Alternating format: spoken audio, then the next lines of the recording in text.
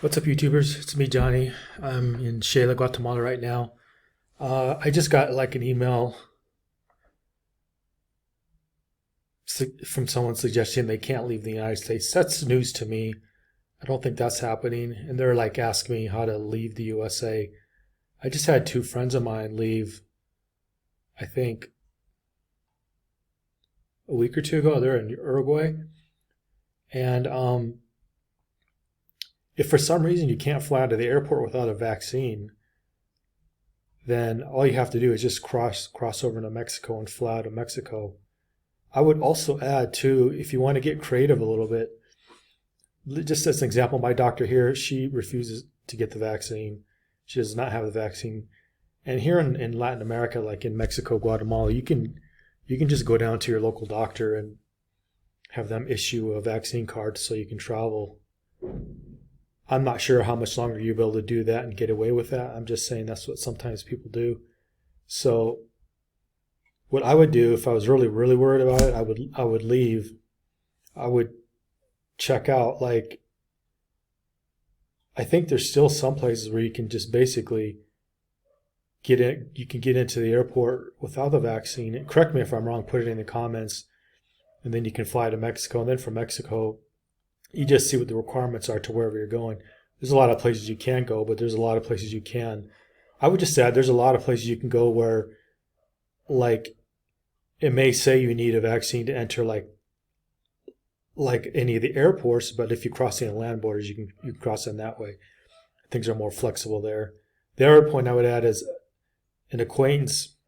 He left New Zealand and he went to Singapore to get away from all the vaccine mandates, and he's having trouble.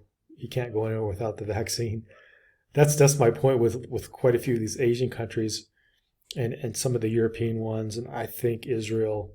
There's going to be a lot of places maybe now, like if you don't have all your documents and papers on it, you're just not going to be able to go to the bank or go to the grocery store and things like that.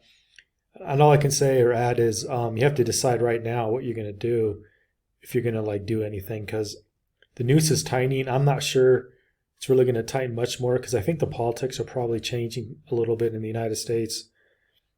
I think maybe half the states in the United States won't enforce this vaccine. Maybe they are now, but they won't in the future. We'll just have to wait and see. But if you are really worried and if you do have the money, like this person has like plenty of dough, I'm not sure what they're doing because I can't see why you can't leave. I mean, I know plenty of people with no vaccines that are in Latin America now and come back and forth across the United States. As a matter of fact, it says like you'll read that you need a vaccine to enter the country or you'll need a test. But if you fly in, if you come in across a land border, again from Mexico to the United States, they don't ask you anything. They just let you on through. I just came across the Guatemalan border and they just asked me for my ID. They waved me in and they said, have a nice day. Took about 5 minutes and that was it. And I guess that's my advice: is decide what you're going to do, and then just get on it. And if you really think you need it, get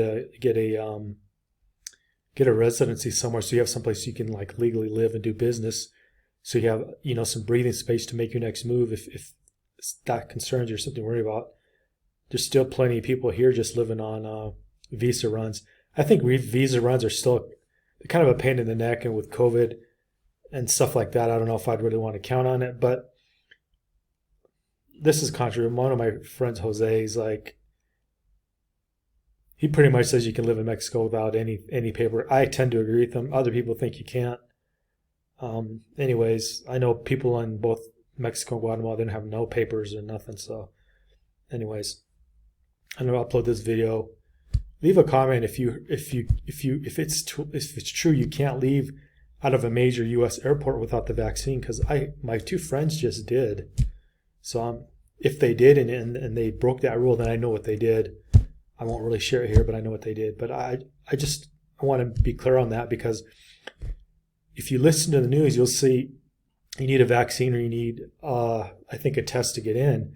But I can tell you right now, the land borders, that's not true. I've been crossing for like a long time. In fact, I was so worried about it. I was talking to my friend about it, and he crossed it a couple months before me.